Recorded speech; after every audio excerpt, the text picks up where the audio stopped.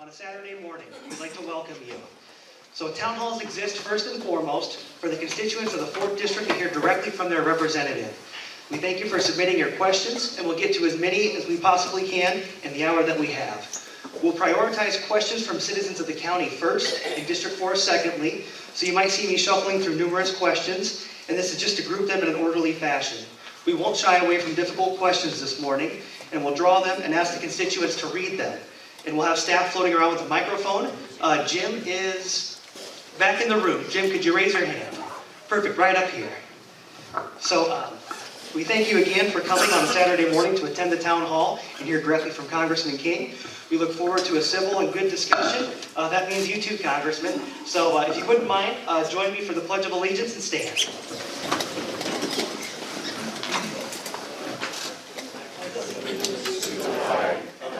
States of America, and to the republic for which it stands, one nation, under God, indivisible, with liberty and justice for all. Thank you very much. Steve King grew up in a law enforcement family in Storm Lake, Iowa. He attended Denison Community High School, where he met Marilyn Kelly, whom he married in 1972. The Kings have lived in Chiron since 1976. They have 3 grown children and 8 grandchildren. King started King Construction in 1975 and built the business up from one bulldozer. He served in the Iowa Senate for 6 years and was elected to Congress in 2002. King now represents the 4th District of Iowa. He believes that the Constitution means what it says and should be read with the intent of the Founding Fathers. King is never caught without a copy of the Constitution in his coat pocket. So please welcome 4th District Congressman, Representative Steve King.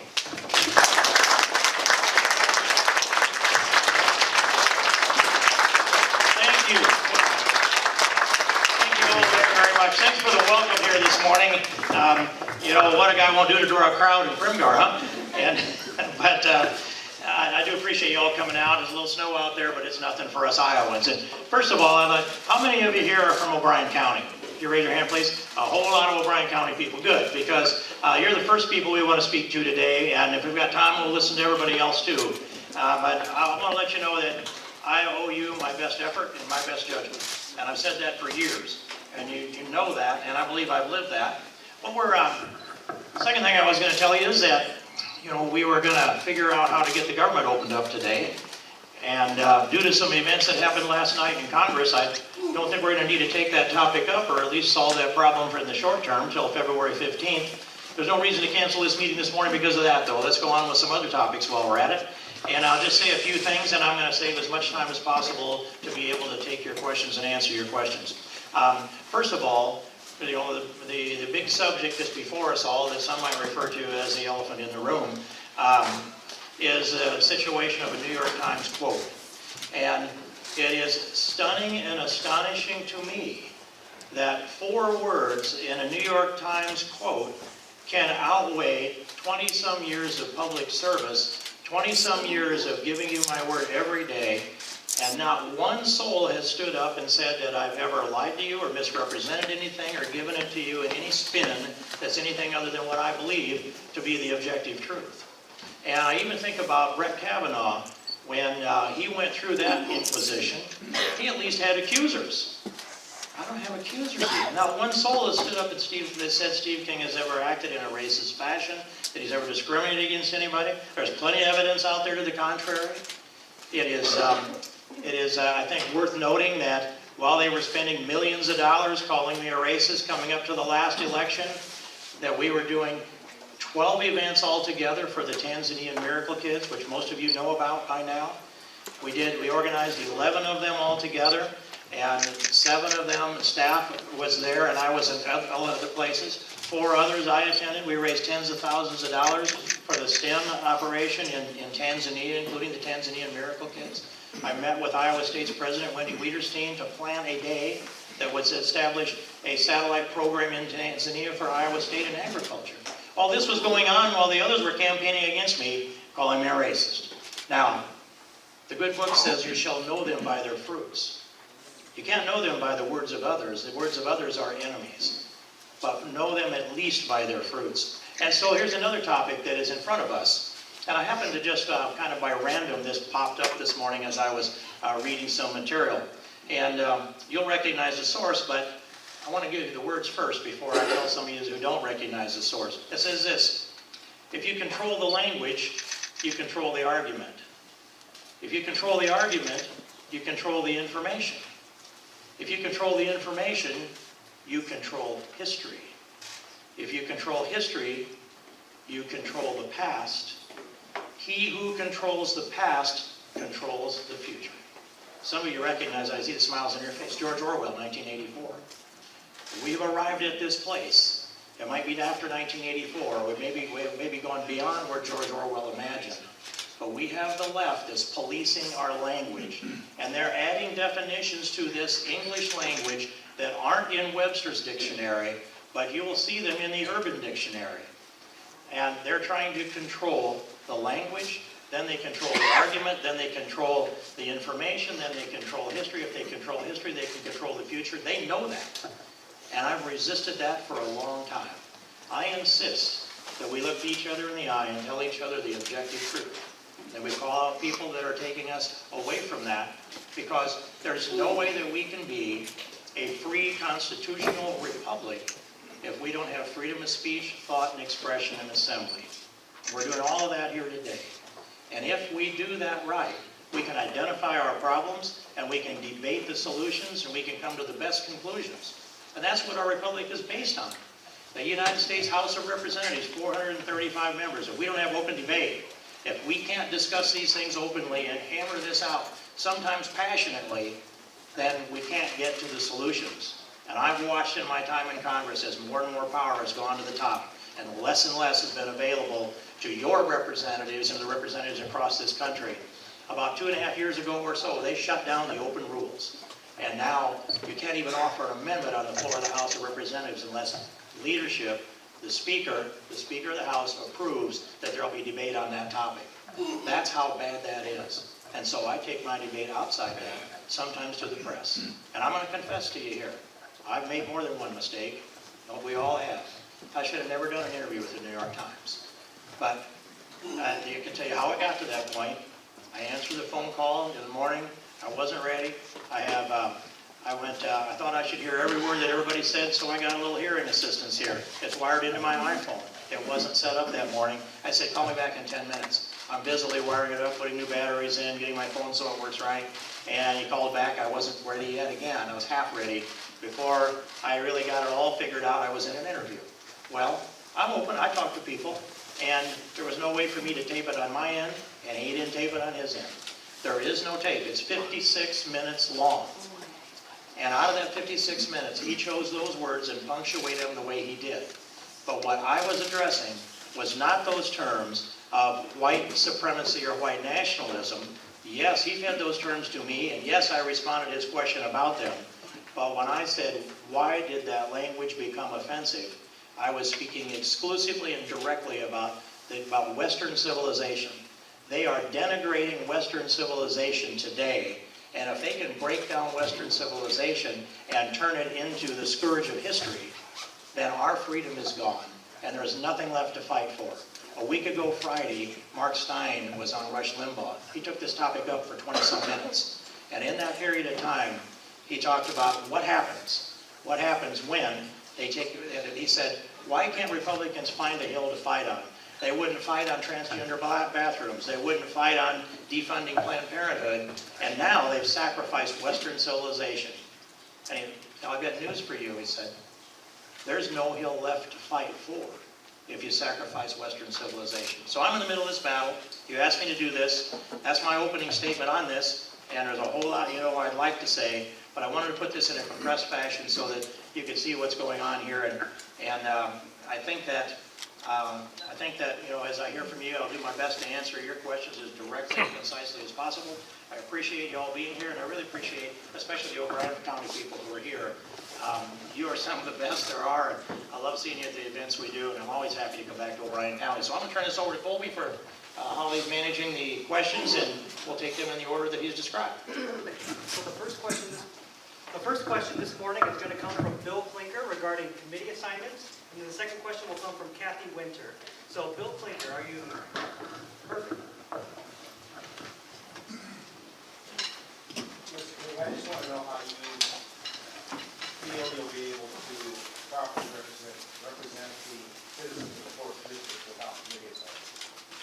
Well, Bill, that's a fair question. And it's been very rare that's ever happened before. And this happened abruptly. There's only one person that made this decision, that was Kevin McCarthy. And we have an opportunity to restore that if there's enough voice that comes out of this district and across the country. And there have been over 200 national leaders that have already signed a letter that goes to Kevin McCarthy, and that I'll say admonishes him rather than me. But the reality is, today and for unforeseen future, I won't be seated on small business, agriculture, or judiciary. Now, if it were going to come at any time, this is about as good a time as it could, given that we finally got a farm bill done, and it's in the can, and so there'll be dust collecting on the seats in the Ag Committee, generally speaking, throughout the next probably 3 years or so. So I don't think that is going to be nearly as big as impact if it would have been, say, 2 years ago. Second is small business usually does smaller issues that don't have big, profound changes across the country. But again, I care a lot about small business. I've been in that all my life. Another thing that's of importance is we lost the majority. And losing the gavels means you lose the agenda. So there's no bill that I would bring through any of those committees that Nancy Pelosi was going to let move. This is going to be a hardcore agenda. I've seen her do this before. There were 4 years of Nancy Pelosi before. And so, I don't think we can be proactive in those committees. We're only playing defense in those committees. And in some cases, it'd be good for me there to play defense. The committee that I'll be missed the most is the Judiciary Committee. And I sat in there as a spectator through 3 days, the last 3 days of the impeachment of Bill Clinton. I saw the rhythm of that. I've sat on that committee now for 16 years. And that committee needs to be ready to play defense because they will use it aggressively to bring the members of the Trump administration forward for their political excoriation experience. And you need seasoned members there that are willing to give them an opportunity to defend themselves and to defend them. And I expect the odds are 70% or so that they will attempt an impeachment of Donald Trump. That's where they will miss me, and I regret that. But there's also a chance that could possibly be restored before that should happen. So, but still, I'll vote on the floor. I'm the only one I know that has an ability now to go down and speak on every bill on the floor, every amendment on the floor, every bill and amendment for the Rules Committee as well. And it does free me up to do some other things. And I'd already decided that going into the minority, the opportunity to be proactive is limited within the legislative process because Nancy Pelosi will kill off any good ideas. And so, and you've seen it already. So I'd already decided I will turn more of my attention to working with the Trump administration, the executive branch, the West Wing of the White House, and the president himself. That's actually sometimes a more effective way than even when we're in the majority. So I will do all of those things, and I'll be back here throughout all this district. I've been to all 382 towns in this district. I hope I can do it again, but I'll be there to vote on everything on the floor, and I'm going to try to find a way to get myself to be more effective rather than less effective. But I can't tell you that's going to happen. I can only tell you I'm going to try, Bill. Thank you very much. The next question is from Kathy Winter. Another question kind of about life after committee assignments. And the question after that is going to be from Donna Dykstra regarding the border crisis. Testing. I don't think this would get a dead right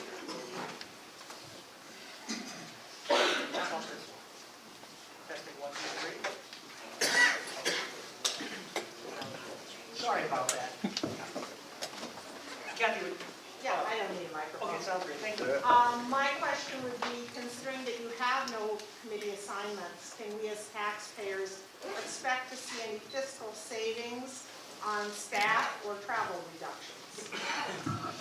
Well, I haven't given that any thought, but I'm approaching it this way. So all my staff is working hard, and I'm going to keep them working hard. We've never had enough staff. So we will put that staff out there to push harder and harder on some other issues along the way.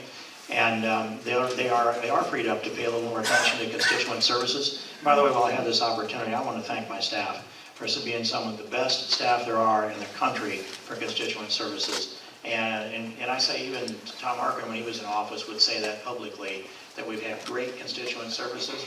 We're in the business here to help people. And if we lose the ability to do that, it'll break our hearts. So that's what we intend to do. We're going to go out and do an even better job of constituent services, and we're going to push the agenda. The travel piece doesn't really change very much because our staff is not doing a lot of traveling. They're either here in the district as they would be doing the outreach, and it isn't very often that any of my staff in DC gets on an airplane to go anywhere. I guess I was addressing your overseas travel. Well, I don't know that I've given that a lot of thought either. I know that there's been a fair amount of misinformation about overseas travel, and some of it was fabricated, some of it was just distorted, and some of it was true.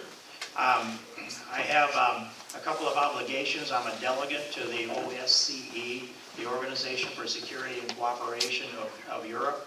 There are 57 member nation states, and I represent the United States in that. Often when I take a trip to a place like that, I'm jumping into an empty seat on a military aircraft and taking that ride. It's going to cost the same amount whether I get in that seat or whether I don't. That's not calculated in the reports that you're seeing. So at this point, I don't plan on going on any congressional delegation trips as, say, Nancy Pelosi had planned. I don't plan on that. I don't know what obligations might come, but I can tell you that I've made 2 trips to Taiwan, and I've met with their last 2 presidents, President Ma and President Tai, built personal relationships with them. We brought the Taiwanese back here, and we have solidified what now is a perennial trade agreement for about $2.7 billion worth of grain, and they say about 90% of that grain comes out of Iowa, and they upped their soybean purchase by 27% as a result of this last trip.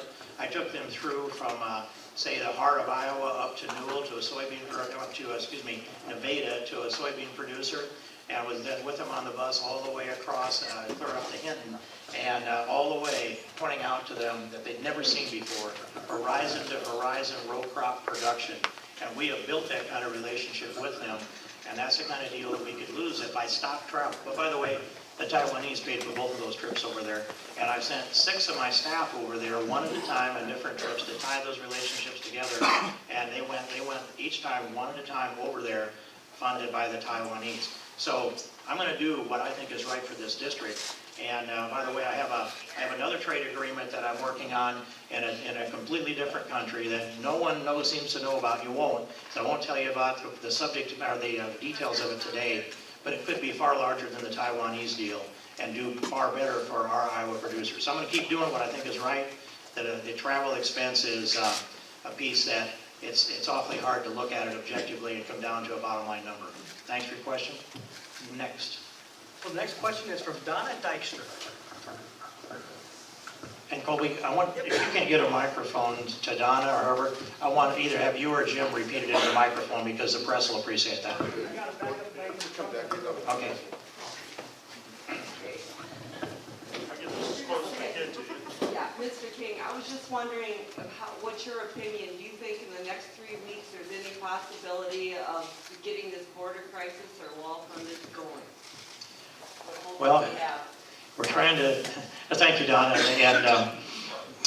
and we've been working at this for a long time. The president essentially is saying to Congress, you've got one more shot at this. He's maybe even one more shot after that, I'd guess, given that he didn't stick with this one the way I thought he had said he would. I think in the end, the president's not going to give up. He's going to build a wall. And if the price is too high for that in the negotiations, if we actually get negotiations between now and February 15th, then I think that he's closer to declaring a state of emergency. I have said to him that you have the legal authority to do that, and I will support your efforts to do that.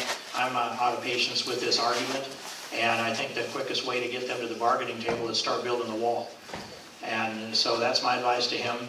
Take the resources you have access to, take the laws that give you the clear statutory authority to protect our country and our borders, and go ahead and start building the wall. And you all know that I built a wall on the floor of the House of Representatives in 2006. I have had, I'll say, I don't want to call it anything special, but I'm often looking over the horizon to what's coming down the pike. I'm not one of those people that is focused on just reacting to what's in front of me. I want to be able to see what we'll encounter.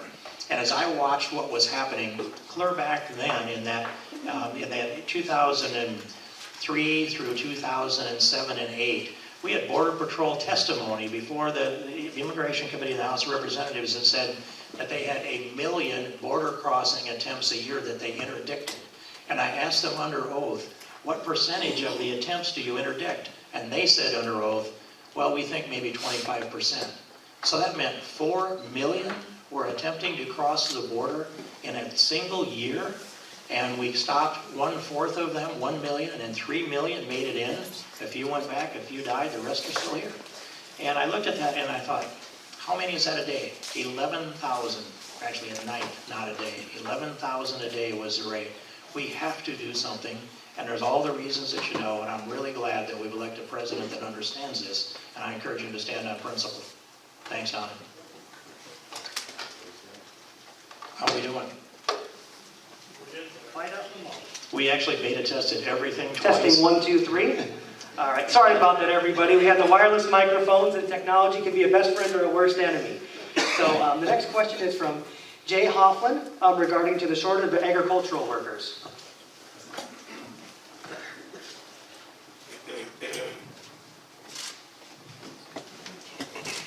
And that will work if we can bring them to the front when they're on deck.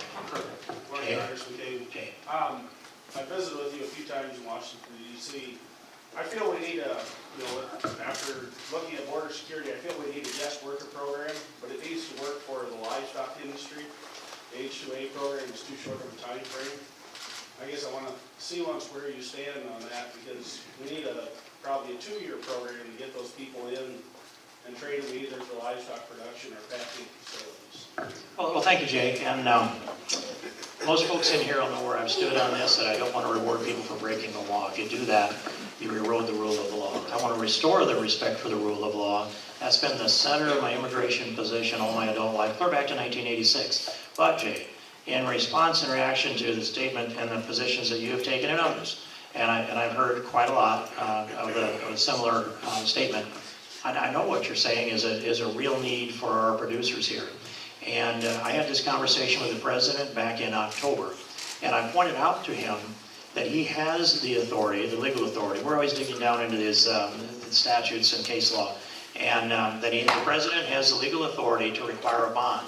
And I will support a program that helps these kind of employment requirements, provided that they are bonded. So if the law says over a period of time that they go back home, that they actually go back home.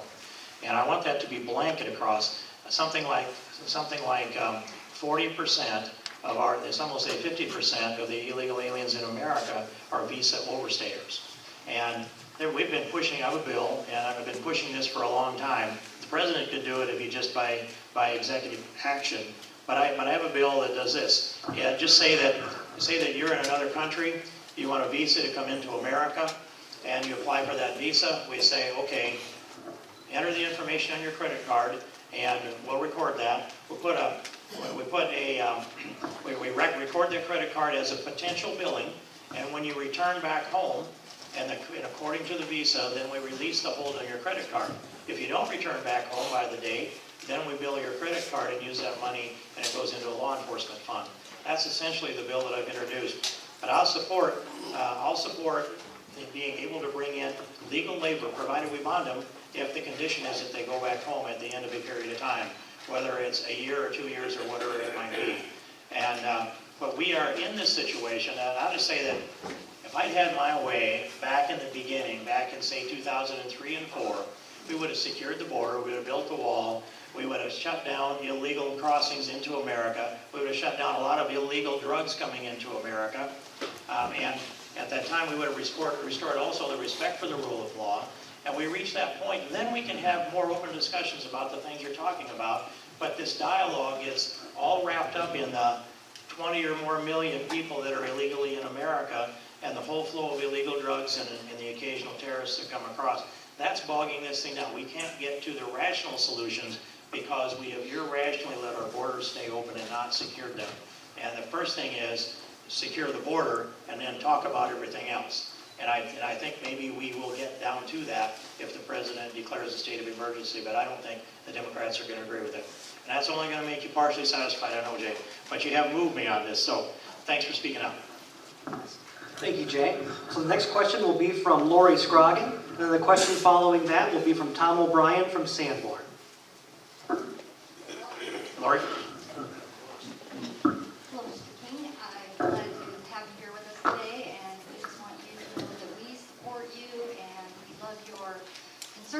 them, and we pray that they never silence you. We need you. My question really was twofold, really about homeland security, drug trafficking, human trafficking, disrespect for our country. When they do cross illegally, I would like to see them here legally, so we can treat them like good human people. But they come across illegally and they get treated badly, and it's just a never-ending cycle. And so that's just from those of us that live here in O'Brien County in a huge agricultural society. We see a lot more than maybe some other, New York City, they don't quite see the news. Maybe even in Washington, D.C., they don't see what we see out here in Iowa. So I just pray that you can work with Capitol Hill, make them understand that the border will service the whole country, and not just our country, but the world. I mean, people will be treated with respect if we have laws. Without laws, we have absolutely no respect for each other as human beings, and for the United States of America, which we love, and for the world. So we just pray that you can actually speak to the people at Capitol Hill and make them understand that a wall will protect our country. It will make us safe. I think that the Constitution was written for homeland security and defense of this country. And when we allow them to come into our country illegally, it weakens our defense. And not only does it weaken our defense, we fall prey to the world. So I guess I just want to cut it short here and just say I think it's really important that we build the wall and that we move forward as a country and not divided, but that we work together both sides of the aisle and do it for the best of everybody here. Lori, thanks for your prayers. Thanks for that sentiment. And I hope the rest of the country hears what you said today. And there are people that will say that walls are immoral and nations shouldn't have borders and that there's a right to migration. These are all pretty much new ideas as far as our political dialogue is concerned. And then they'll quote scripture. And so it comes to mind as I listen to you, St. Paul's Mars Hill sermon in Acts 17, where he said, he said, and the Lord made all nations on earth, and he decided when and where each nation would be. We have a full right to secure our borders. We cannot be a sovereign nation unless we do secure our borders. Something has to define it. We are a law-respecting nation, and the nation to our south has increasingly become controlled by the drug cartels. And I have traveled down into that area on a Codell once years ago, on your dime, by the way, and I learned a lot.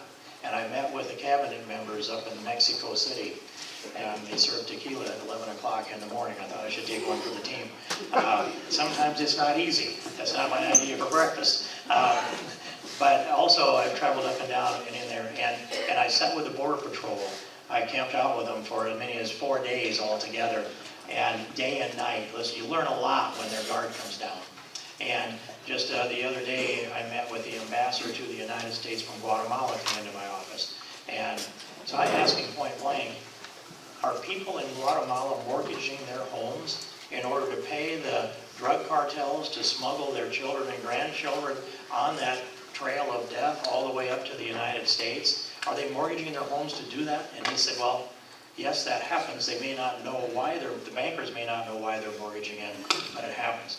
And you've seen some statistics come out from the White House and from Kirstjen Nielsen, who I think is, she's really been accurate with the facts that she's delivered here.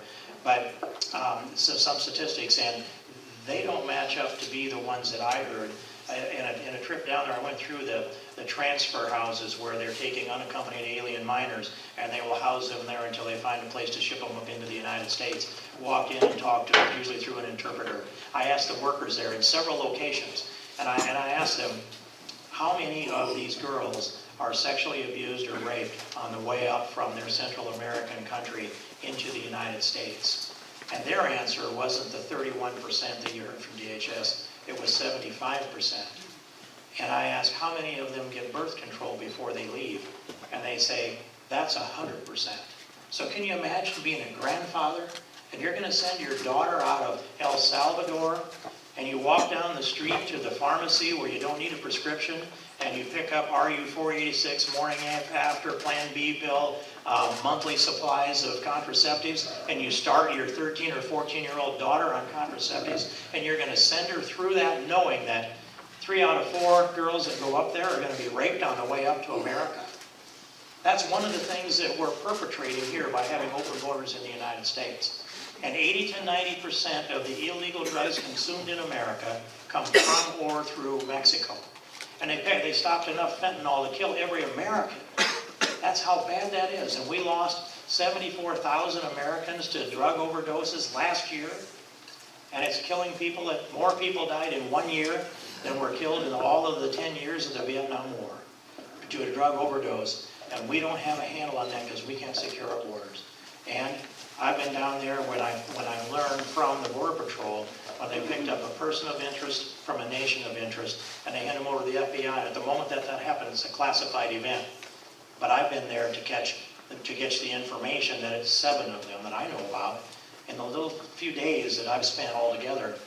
So our nation is at risk because of terrorists coming across, 80 to 90% of the illegal drugs coming across, the illegals coming in. We've got sexually abused girls and boys. I won't even state to you what I hear about the sexually abused girls. It's too hard for me to believe. That's some of the things we're talking about here. But if we have a border that's respected, and we respect the rule of law, we can also respect the people. And that's, I think, the center of your point. And not only did God make all nations on earth, but He created all of us in His image. And I believe that deeply. And we need to be able to express that in all of our activities in this state and in this country. Thank you, Lord. Thanks. Yep. So the next question is from Tom O'Brien regarding the Tanzanian children. And then on deck is a question from Ann Slattery about economic development. I'm going to speak for my brother.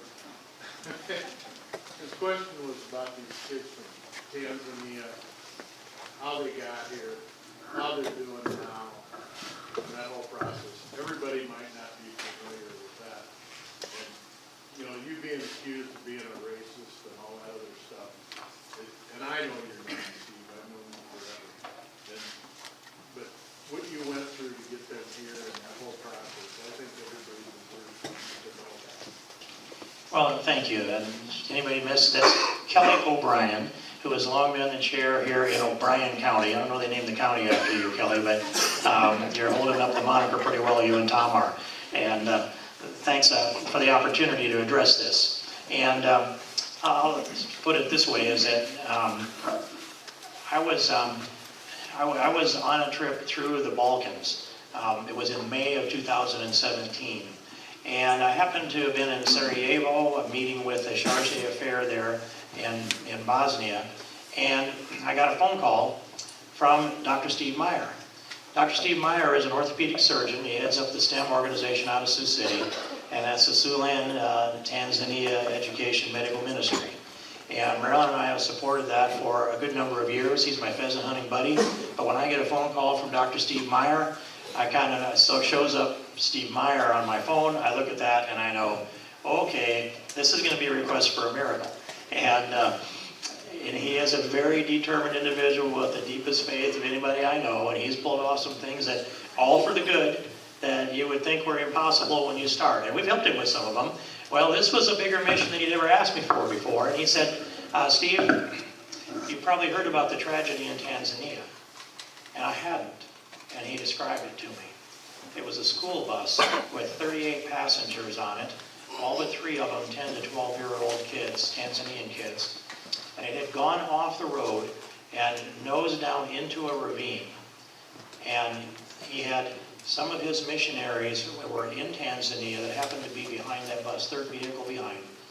When that bus went nose down in that ravine, all but the 3 kids in the far back of the bus, everyone was killed. And the missionaries that were there They jumped out and ran down, and they started to pull bodies out of that bus and bring them out and lay them on the bank and arrange them and pray for them and try to find the survivors. And they had to pull them out of the windows of a school bus to get them out. 3 survivors, and there are 2 girls and a boy. And he said, I've been to visit them in the hospital in Arusha, and he said they're on death's door, and I cannot save them in Tanzania. Now, I know he does surgery in Tanzania. I've seen the results of it, and that's one of the reasons why Marilyn and I have supported STEM for all these years, because of the work that Steve Meyer does. But if he tells me he can't save them in Tanzania, I know he can't, but he would be doing that. And he said, we've got to get them out of there, and we've got to get them into Sioux City. If I can get them there, we can provide all the surgery and the medical support, and they have a chance. And so, what do you need from me? He said, visas, passports, and a medevac plane to fly them out of Tanzania as quickly as possible. We're going to lose them if we don't. And okay, then I'm going to have to cut some of this short because there's so many details along the way. I called a friend in Tanzania, and his name is Lazaro Nyalandu. He was a candidate for Prime Minister of Tanzania. A friend of mine, a friend of Steve Meyer's. Now, God puts these triangles in place when he needs them long years in advance. And I said, we need passports and visas. And he said, I can do the passports. Can you do the visas? And I said, I'll call the U.S. Embassy. I did. Anthony Paglia was working at the U.S. Embassy in Tanzania, and he said, I'll expedite. And by the way, I dropped Lazaro's name and said, Lazaro's part of this, and can you work with him? Oh, he said, yeah, he's the only candidate that actually answered our calls, so I'll work with him. And so we went to work, we got the visas, we got the passports. The medevac plane was a lot harder. And I made every call that I could think of. I even called Eric Prince, who was the founder of Blackwater Securities. He had a plane in the Middle East, and he said, I've got one, it's leased, it's sitting on the tarmac, and it's $200,000 to fly those kids over to the U.S. And I said, I don't know if I want to spend my kid's inheritance on that yet. Give me 24 hours. And but I put a hold on that plane. I got him down to 185 actually. And then I said, put a hold on it, Eric. Well, I'm still calling. Finally, I got a hold of Reverend Franklin Graham, and it took me about 3 minutes to make the sale to Franklin Graham. And so I'm standing down in a little backwater in Albania with a narrow little cell signal on. My battery's nearly dead. And so I said, okay, Reverend Graham, I'm going to text you Steve Meyer's cell number. I'm going to text your cell number to him. I'm going to encourage each of you to call each other right now because Steve Meyer's ready to fly to the United States. And if he's in the air, he's going to be out of sync for too long. And so I sent off that text, and meanwhile they're hollering at me, come on, the bus is leaving, the bus is leaving. I said, leave me, I'm going to get this done. I know I can get it done here, or at least I got a shot. And so in any case, within 5 minutes, Steve Meyer is ready to board his plane to fly out of Tanzania back to the United States, which would have pulled the plug on this operation. And the phone rang, he had no idea it was coming, and it was Reverend Franklin Graham, and he said, hello, Dr. Meyer, this is Reverend Franklin Graham. My friend Steve King has called me and asked me to call you. And I'll fly those kids out of Tanzania with my DCA. And that is what they did. They flew them into Sioux City. They were met with a medical team. They were rushed up to surgery. And there were 25 serious fractures in those kids altogether. There were 2 fractured spines, one neck and one lower spine. One girl was paralyzed from the waist down. And so I didn't get back to visit them until they were out of surgery. But we rolled them out of surgery, and that's the first time they've been together. And so I've been working with and nurturing these kids all along. And one day Steve Meyer called me and he said, I'm calling to tell you about another miracle. Okay, I'm interested in that, and I don't have to actually go to work to bring one about, I guess. And he said, I walked into Doreen's room, the paralyzed girl, and I teased her like I always did, and she kicked me. She kicked me. And he said, she will walk again. The neurologists tell me I'm wrong, but I know this miracle is going to come about, and she will walk again. And that was a call of great joy. I couldn't wait to go see her again, and of course I did. And he was right, the neurologists were wrong. And in that phone call, we planned the date that we would bring those kids back to Tanzania. And Marilyn and I were on the tarmac that day at Kilimanjaro Airport with thousands of Tanzanians. And they were there to welcome the kids they thought they'd never see again. They'd never seen medical miracles like that in their country. And so when Sadia walked down those steps with roses in her arms, a huge cheer went up. And when Wilson walked down those steps with roses in his arms, and when his femur had been sticking out through the side of his leg just 3 months earlier, there were huge cheers there. But when Doreen walked down those steps on her own power, having been paralyzed from the waist down, it was a great, great roar that went up out of there. And we went over for a 3-hour celebration, and I'll just bring this around to a conclusion with this, that it had prayer, and there was a group that had written songs. They were like the Supremes times 2. Everybody's singing in Swahili, but they were on key and their harmony was perfect, and it was great. And I had a band that played. And then I saw on the program it said Tanzania National Anthem, and so they stood with great pride and dressed in their Sunday best out in that heat for 3 hours and sang their national anthem, as strong, as bold, as confident and proud as we sing ours. And while that was going on, I look at the program and it says U.S. National Anthem. I look around and there's Marilyn and me, one of my staff, and Steve Meyer. Steve Meyer standing here, and I leaned over to him and I said, "We're really going to have to belt this one out." And we did, with great pride, as proud as I've ever sang the national anthem there that day. And those 3 kids now have been back to say thank you to us. And we took them all over Northwest. Steve Meyer did that too. And now they are the ambassadors to the United States for Tanzania for the rest of their lives in a natural way. And we've launched more good things to help that country. Thanks, Kelly. I made a long story, but it sure is a fun one to tell. Thank you.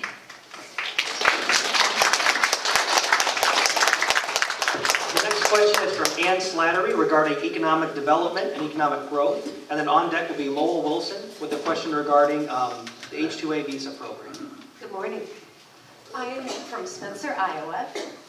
Our population has been stagnant since the 1980s. And our city council, our mayor, our city manager have been working like crazy to try to, turn that around. Our community members have been working hard. We've lost industry.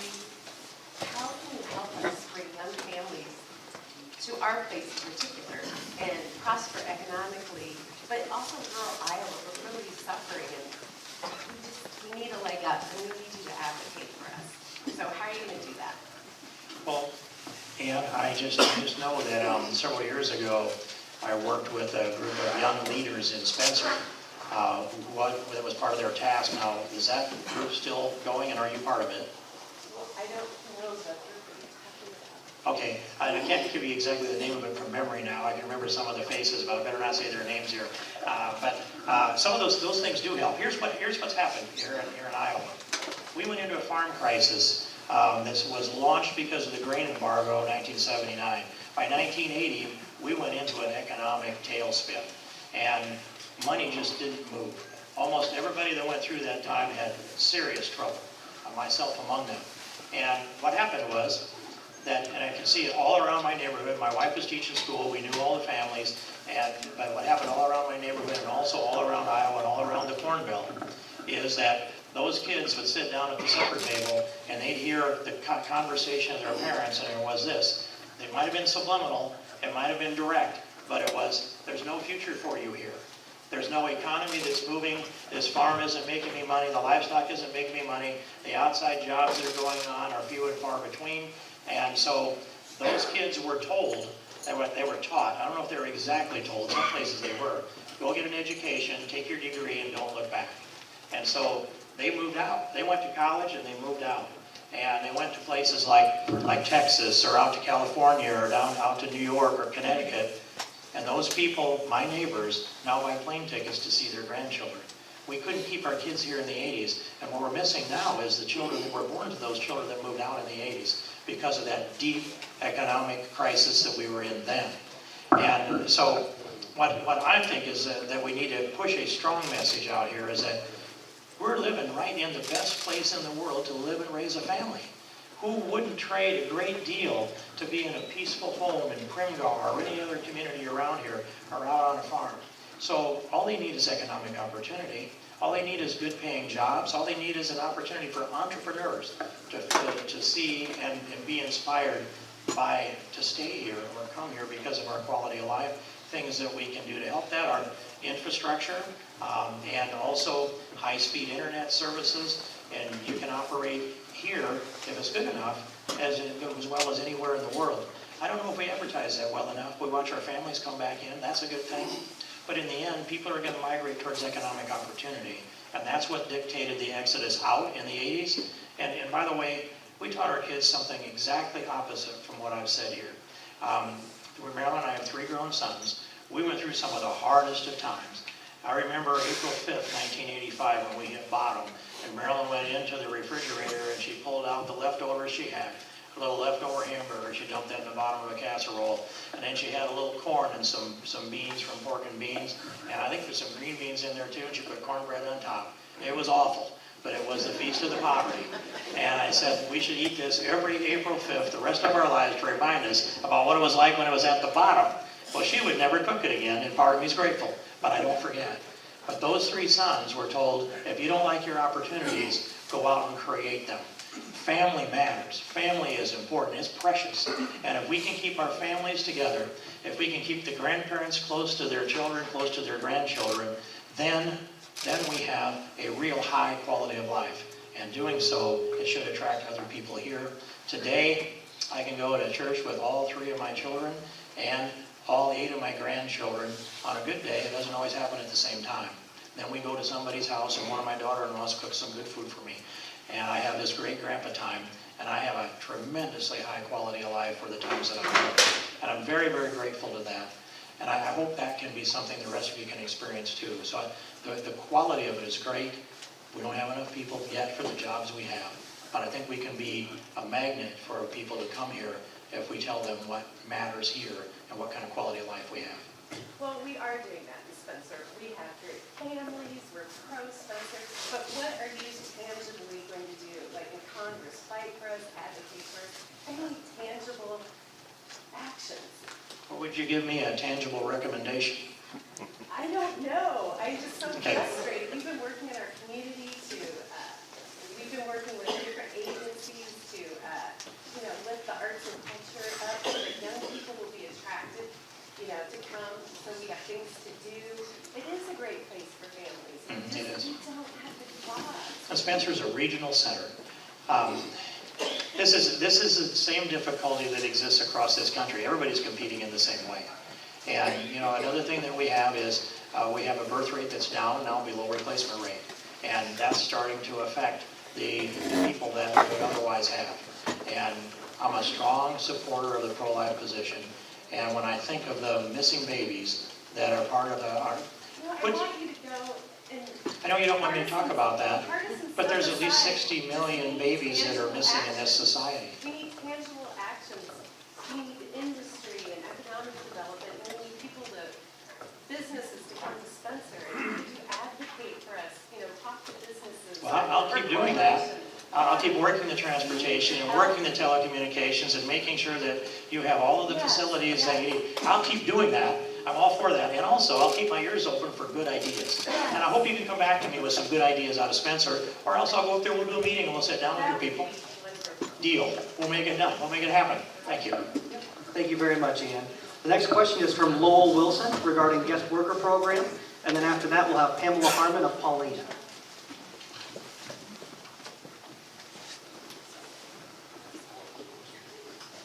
Steve, my question is, we have a huge meat and dairy industry in your district. We have the largest biofuels industry in any place in the United States in your district, ties into economic activity. What are you doing to help the temporary ag worker program, H2A? And I'd like to hear your future of how are we going to keep the biofuel industry going? Because if we continue down Big Oil's path, which is what some of the administration would like to do, we're done, and there will be no economic activity in your district. I'd like to hear you respond to that. Okay. Well, thank you, Lowell. I've spoken to some degree on the H2A program, or at least temporary worker program. But until we can secure our border, we're going to be able to have a constructive dialogue on the balance of this. But I will support a bonded program, and a bonded program that is hopefully tailored to meet some of these labor needs that we have. But with regard to the renewable fuels, and that deserves, I think, more discussion here in this room because we haven't brought it up. In the last presidential campaign, there were a lot of television ads that were run that said Steve King didn't support the RFS. None of those ads were true. There's never been a word come out of my mouth on anything other than being supportive of the renewable fuels standard. And I don't believe you can name a stronger advocate for renewable fuels in the House of Representatives than me. I worked in the middle of that all along. I go clear back into the 70s with the renewable fuels. I think you have to live it in order to understand it. It's so integrated into our economy that if you would pull it out tomorrow, you would be amazed at how many things would come to a screeching halt. So Lowell's right on how important this is. Renewable fuels are an integral part of our economy. And the enemies we have, the petroleum lobby in Washington, D.C. is powerful. They are the dream team. And I have sat in the middle of being surrounded by them. On a study committee meeting that we have usually Wednesdays at 12:30, they pushed through there a letter that got 186 signatures on it that essentially said, stop the RFS and don't let anything support renewable fuels again. That was driven by the petroleum industry. 186 signatures. That's a powerful lot of names. And by the way, I believe they were all Republicans, I hate to say. And I stand and fight that. And by the way, I was in the Oval Office having this discussion with the president, and some of you have seen where I tweeted out the notes on my hand like Sarah Palin that I had when I walked in there to do that one-on-one with the president a while back, and E15 was right there front and center. That was a Tuesday, and I know a lot of you did a lot of work to promote E15, and I thank you for all that. We are part of that team. I walked in there that day, and about a third of the way into that 75-minute meeting, I knew we were going to get an E15 approval out of the President of the United States. And that was on a Tuesday. He made the announcement 2 days later on a Thursday. You can check the records. But I argued with General John Kelly. It seemed as though that Dream Team Petroleum Lobby had been talking to John Kelly, and he would say, and the President, a couple of them, he tested me too, well, it hurts your mileage, doesn't it? And isn't it bad on your engines? And I said, I have now, I have two Yukons that are flex fuel, and I can go back though, I can go back 750,000 miles, and it's never had anything in it except at a minimum E10, and lots of times all the way up to E85. I've never had a mechanical problem because of it, and I pointed out to them in Watertown, South Dakota, we have, I believe the number is 60 million miles on cars of vintages going back pre-2001 with E30, without a single mechanical problem that's related to fuel. That's how good this product is. And so, but the petroleum industry doesn't like the competition. They had accepted, I think, the idea of a 10%, giving up a 10% volume market share, but they don't want it to go any more than that. When they see E15, they fought it vigorously. We're in a bad spot. They're out lobbying us. And we get people that come out, once a year, twice a year. They do a pretty good job while they're there. But I tell the corn growers, pick your best looking young guys, give them a fresh haircut and a good suit, and send them into the staff where there's young ladies working on the ag department in there, and tell them, we don't eat this corn. We turn this corn into fuel. There's a surplus of starch in the world, and the world is protein short. We turn the starch into energy and convert the protein into a high value fuel. And that's a whole industry out there that's brought a lot of livestock back into America. And by the way, I'm a little bit joking with them, but I think the corn growers can do that, and I've seen them do it. We need a lot more voice in Washington, D.C. We're vastly outnumbered by the petroleum industry. They have a lot more money. They have more people. And so if I bring up anything in the House that promotes renewable fuels, it makes it vulnerable to the assault that will come from the petroleum lobby. So I fight them off when they bring it up, but I don't initiate because I'm concerned we'd lose. But keep the facts out in front of them over and over again. We're faced with the expiration of the RFS in 2022. Then it becomes a discretionary decision on the part of the administrator of the EPA. And that's Mr. Wheeler, whom I've sat with several times, and I have a hard time getting a commitment out of him, but I am making sure that he understands what we think here. And I invited him to Iowa within a week of the time that he was named as the temporary administrator. And then And I had it set up for the entire Iowa delegation to meet with him, Democrats and Republicans, House and Senate. And one of those members pulled out of the meeting, and the EPA canceled the meeting. He came to Iowa anyway for the state fair, so he was actually staying at the Holiday Inn Express. And I thought, what an opportunity. We can both be experts if I just catch him in the lobby. And so we sat there in the lobby for about 40 minutes, and I expressed to him all the things I think he needed to hear. And he said, I think I've heard this all already. And I said, then I got more for you. And I did. And we're going to keep that up. The president is on our side, but there's powerful forces pushing on him constantly. So I'm absolutely with you on that, Lowell, and I'll keep doing it. And I'll keep the fight up for renewable fuels. Thank you. So being mindful of the time, it's 9:56, so we'll take one more question from Pamela Harmon, and then in her closing remarks. So Pamela Harmon.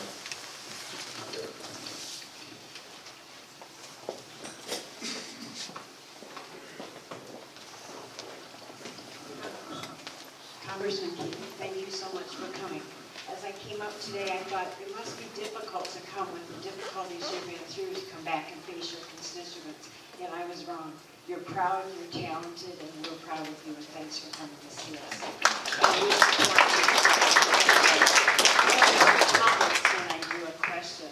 I love politics, and I don't know, I was a nurse all my life, and when I had time, what I settled into doing was studying politics, and I think Donald Trump brought that to the forefront for me.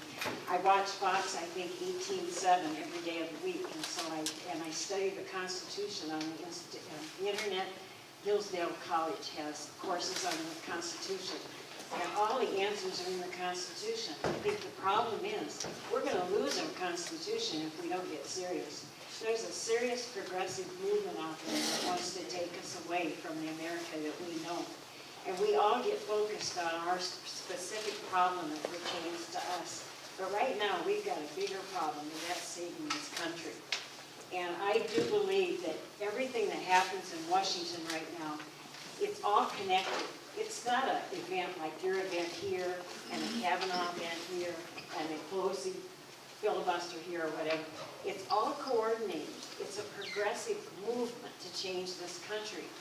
And one of the things that I was bothered by when you had this problem was the reverse racism toward the white European man that founded this country.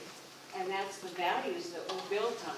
And we have to be embarrassed to say anymore that we're white European background. And I think that is wrong. And I think we need to push back. And I think we need to take the sting out of the words racism. And I don't know, Hillary has so many isms and obias that I can't even name them all. But we need to take the power and the sting out of those words. Those are just words. The actions are what count. And I think we need to get together and we need to push back. We need to help you. You do all you can to push back for this terrible thing that's happening to you. But sometimes you can get deeper in by pushing back because you're not getting the support from our other congressmen in the state, the Republicans. They're all bailing out on you. They need to come and say, what he says, he said. And you know, it's a free speech. The left gets to say anything they want to say, and they don't get pushed back. But the conservative person says something, and they get slammed. And that's their way of quieting the conservative voice, is to call an ism or an obia, and immediately they have to shut up. And I think it's wrong. I think we say, I said it, so what? I think we need to push all the way the other direction and get us back on an equal speaking playing field so that we can speak up our voice. And I encourage everyone to get on the internet. I know I speak on Facebook so much about what's going on in the country. We need to talk and to know what's going on.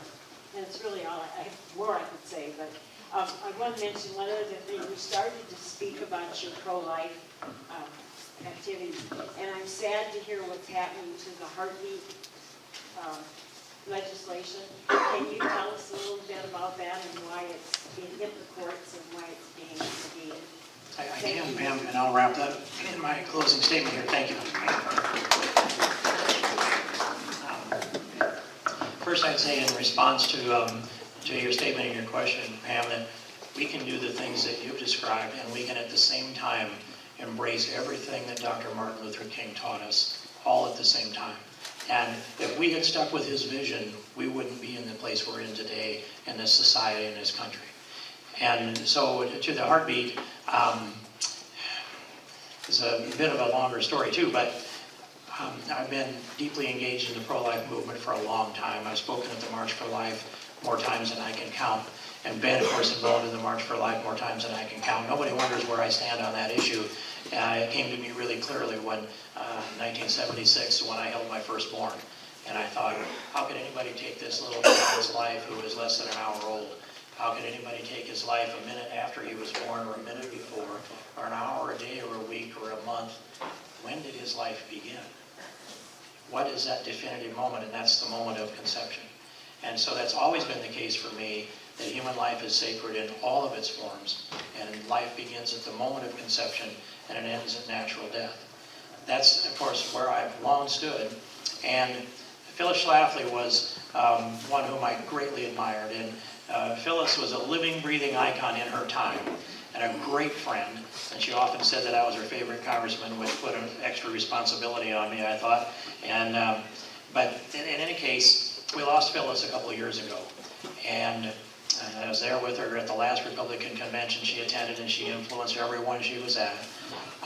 While I'm thinking about a heartbeat bill, but while I was sitting in that church, I went in and early to meditate and pray. And an individual came, I sat in the back, took me by the wrist and said, you need to be up here up front where Phyllis would want you. And so I was led up to the second pew, sat down there, and continued a discussion. And we were having a discussion about the heartbeat bill. Phyllis wanted me to introduce and draft one. And it was one of her last requests on her deathbed that I do that. And as this conversation was going on in very hushed tones, respectfully, but very quiet, because we're a half hour ahead of the funeral. And then they brought in the Trumps, and David Bossie, and Kellyanne Conway, and Steve Bannon all sat right in front of us, which we just kind of acknowledged each other, but that added meaning to it too. Phyllis believed that Donald Trump would be the next president of the United States. There weren't a lot of people in America that believed that at that time. And then, but there is where I made the commitment that I would draft a heartbeat bill and give everything I've got to push it through the United States Congress. I went back and did that, and we did a careful job to write as good a heartbeat bill as we could. And we put the slogan on it that says, if a heartbeat can be detected, the baby is protected. And we stood on that principle all along, introduced the legislation, got co-sponsors on it, all the way up to 174 co-sponsors on that legislation. But I hit a plateau at about 162, and I'm thinking, I'm not making this thing move further. We've got to find a way to do something else here before the end of the session. So in January, I called up State Senator Jason Schultz, and I said, Jason, do you think we could get a heartbeat bill introduced and moved through the Iowa legislature? He gave me a long political analysis, and the summary came down to yes. And so we wrote a bill and passed that off to Jason. He put it to the bill drafters. They came back to us a few times. We put some last changes in that. They introduced the heartbeat bill in the Iowa Senate. And Amy Sinclair, State Senator Amy Sinclair, floor managed that, and they passed it off the Iowa Senate floor in 24 minutes. It went over to the House, where it was a lot harder. We needed 51 yes votes. We had 35 when we started. My iPhone that I have on my belt today has a spreadsheet on it that's interactive in real time, and some of it is the whip list for the Iowa House members. And we worked that for 7 weeks to get to 51 votes. Finally got it passed, sent it to the governor's desk, and we wanted to give her every opportunity to sign it, and she did, and I'm grateful. But we always expected, and we always expected that we would lose in court at the first levels, that we had to take this thing all the way to the United States Supreme Court. Because if you have a Supreme Court decision precedent, no lower court is going to challenge that and try to overturn it. So we should not despair if we lose at the district court level, or the appellate level, or the state Supreme Court level, or the district court level at the federal, or the appellate, or the circuit. We have to get this to this new court. And I said from the beginning, the strategy is this. We are likely to have a pro-Constitution Supreme Court. We didn't have that when I drafted the bill. And we expected that there would be, well, I said, let's see, we had the vacancy from Justice Scalia, who was a friend, by the way, and I just miss him a great deal. We had that vacancy, but we expected we would get an appointment, which turned out to be Gorsuch. And then I had the bill introduced and drafted, and people would say, well, the Supreme Court is never going to uphold your legislation. And I said, not this Supreme Court. I didn't write it for Justice Kennedy to determine this. I wrote it in anticipation of Kennedy's retirement. And a year and a half in advance, I predicted that Justice Kennedy would retire on June 30th. And a year and a half in advance, and I planned the strategy for that, for, I'll call him Gorsuch 2.0 to hear this case. That would be Matt Kavanaugh, as it turned out. Or Brett Kavanaugh, excuse me, as it turned out. And I'm sorry, I missed Kennedy's retirement by 2 days, a year and a half in advance. I didn't check the calendar. I had predicted he'd retire on a weekend. I should have known better. It was the 28th that he retired, as far as I know. But anyway, the strategy that I laid out on this was right for the sequence of events that unfolded. And I just could not get enough support because people didn't believe that we would have a court that would uphold it. And there are 3 top pro-life organizations in the country. And this is the part you really need to know. The leadership in the Iowa House at the time, Paul Ryan, Kevin McCarthy, Steve Scalise, each individually in private one-on-one conversations, or maybe with one of my staff at my side, said, we're not moving your heartbeat bill until the top 3 pro-life organizations are asked for it to be moved, and we'll support it and push it. Well, Susan B. Anthony's list was behind it, and Tony Perkins' Family Research Council was behind it. The National Right to Life was not. And they have had the brakes on this thing all along. They are incrementalists. They don't want to take a chance and challenge the court. All of what they've done has been just trimming around the edges. And so, if I'm going to say it did not move, there are 4 entities that are the reason. National Right to Life is a big reason, but it's a decision made by the Speaker, the Majority Leader, and the Majority Whip that they won't move legislation unless National Right to Life approves it. And so that put the brakes on, and they were referred to as the Holy Trinity of National Right to Life, Susan B. Anthony, and FRC. I'm really frustrated by this because of what has happened now. We lost the majority when we could have set a bill over on Mitch McConnell's desk. We had the votes, and they wouldn't let us move it, and National Right to Life needs to answer for that, as do the leaders that gave them that level of authority.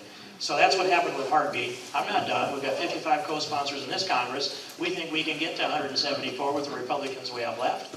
And that's going to help move this thing again. We can never let up on this cause, and I will not. Thank you, Pam. Now just shift into there's a lot that I can maybe say in a conclusion here, but I'm going to go a little ways into somebody else's work. And it just kind of popped up, well, not quite by random this morning, but I was thinking about it. And I'm going to go a little ways into a poem written by Kipling. A lot of you will know this. And thinking about the kind of load that's been on me. By the way, if you go back through the sequence of events, they created a nearly perfect storm for this election.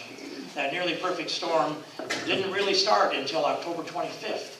We were cruising along in August, we were up 21 points.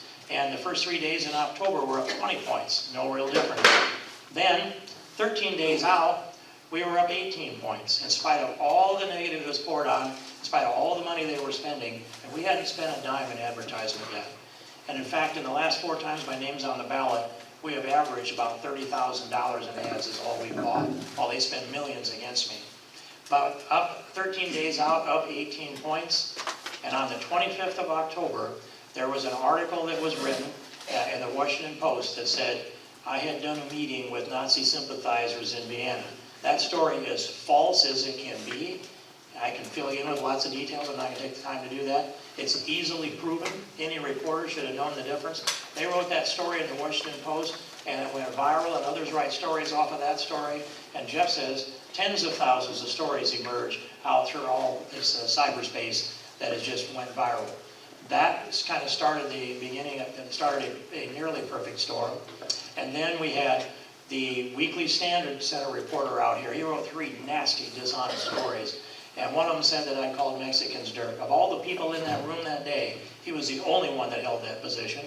And so, in fact, there was a Reuters reporter there that didn't see it. NBC News covered it with television. I had fuzzy mics in front of me. Who thinks I would do that with fuzzy mics hanging in front of my face? I mean, there's thousands of hours of tape out there of speeches I have given.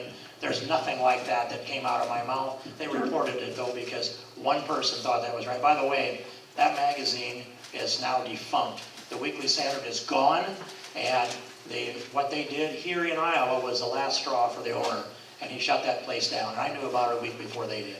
So But if you take that out of the equation, that story, the Washington Post story, the Weekly Standard story, and if you take the New York Times story out, then it pretty much scrubs clean and erases the whole chalkboard because it emanates from that. It doesn't mean there are people that don't want to make a change here, but I will tell you of all the reasons there, the biggest reason is they want to control who is nominated for President of the United States. And they know if they can shut down a conservative voice in northwest Iowa, they've got a lot better chance of getting their establishment candidates nominated through the Iowa caucus process. And I've been involved in this going clear back to the 80s. And if you notice, who came out early against me? Mitt Romney, lost in Iowa twice. Jeb Bush spent $130 million and got less than 1% of the vote. He had the same campaign managers or operatives between those two guys. And so, why do they come out early? I think they have a reason. You can ask them, but the pattern is there. The neocons that emanate from the Weekly Standard and those folks, and they're trying to control you. Well, what we are here is we're full spectrum, constitutional Christian conservatives. We want the rule of law. We want strong families. We want to protect life. We want to protect our rights to keep and bear arms. We want to protect all of our constitutional rights and protect, preserve, and defend an America that our founding fathers envisioned. And we need to be refurbishing the pillars of American exceptionalism. And they do not exist in any better form than they do right here in Iowa. And so, as I was reflecting this morning, I looked up to refresh myself because I couldn't get it all from memory. But this poem by Kipling, and it's titled If. If you can keep your head when all about you are losing theirs and blaming it on you. If you can trust yourself when all men doubt you, but make allowance for their doubting too. If you can wait and not be tired by waiting, or being lied about, not deal in lies. Or being hated, don't give way to hating. And yet don't look too good or talk too wise. If you can dream and not make dreams your master. If you can think and not make thoughts your aim. If you can meet with triumph and disaster and treat those two impostors just the same. If you can bear to hear the truth you've spoken, twisted by knaves to make a trap for fools, or watch the things you gave your life to broken and stoop and build them up with worn out tools. If you can make one heap of all your winnings and risk it all on one turn of pitch and toss, and lose and start again at your beginnings, and never breathe a word about your loss. If you can force your heart and nerve and sinew to serve your turn long after they are gone, and so hold on when there is nothing in you except the will which says, hold on.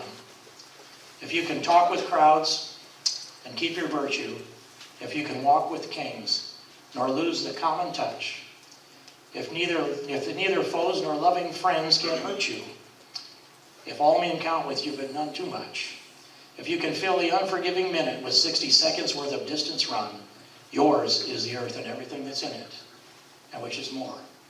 You be a man, my son.